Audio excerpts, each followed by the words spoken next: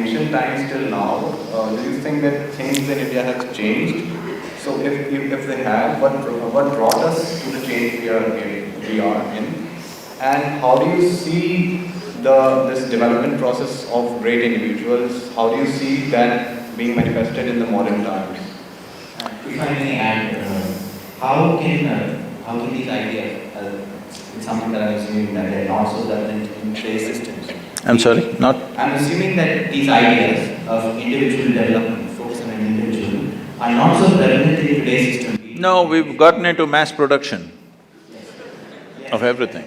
So how can we actually bring it back, and how should India then, if I ask a larger question, how should India's model of development, is it to stay in the West, or should we bring back the individual development? See, for anything to happen, you need a certain ecosystem, certain economic, a certain economic depth for people to able to do it. You must understand this. The generation that we were growing up, our parents were just crazy that you must somehow get one degree and get into a government job. Your parents are not doing that. They're thinking little more easy. They're trying to explore things. They want you to do a startup, they want you to do a business, they want you to get into sport. This was never there. They were just saying, get a job somehow, otherwise you'll be on the street. This was the level of economics of the time. Today there is a little more economic space where parents are looking at their children little differently. Still we are little compressed in the heads, but little more ease than what it was 40, 50 years ago. Ask all your professors, they were just push, get a job first thing. Today, the parents are not looking like that, they're looking at what can you create, what can our children create, what can they live, how about their happiness. Nobody ever thought about our happiness. Okay?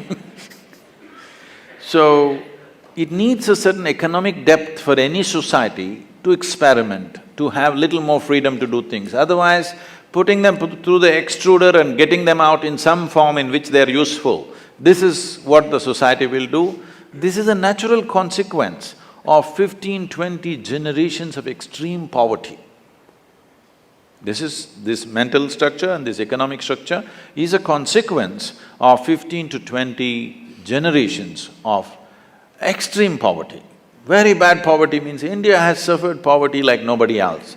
People may show pictures of Africa and stuff, you must know this.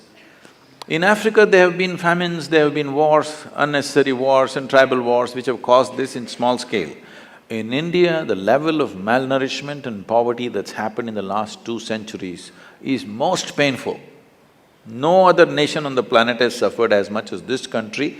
No other country has lost as many people as we have lost in the last century just for hunger and lack of nourishment.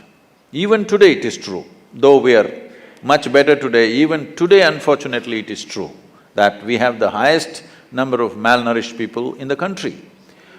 More than 60% of the rural population, even today, they have not grown, their skeletal system has not grown to full size. When they're in that state, you're only thinking how to make a living. You're not thinking of how to open up human genius. You're not interested in all that. You're not thinking how to become self-realized. You're only thinking how to make a living. So this has happened to us because we've been an occupied nation for too long. We've been ripped off in every other way. There's no point blaming somebody, we didn't take care of it at that time, it went out of our hands. But 250, 300 years ago, everybody wanted to come to India. Why? Because it was the richest country on the planet. We occupied a 33% space in the economic space of the planet at one time. Today probably we are at 2 or 3%. So, because of this extreme poverty, we have a certain mindset. But I think in a generation or in next 15, 20 years, a whole lot of people will come out of this. Because there's little more ease, little more space to play with, little more space to push it.